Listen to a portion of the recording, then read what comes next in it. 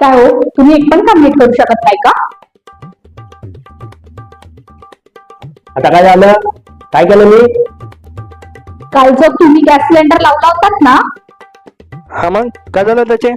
चल भाऊ, हे बघ तू नुसतं कारण पाहिजे झगडे करायला.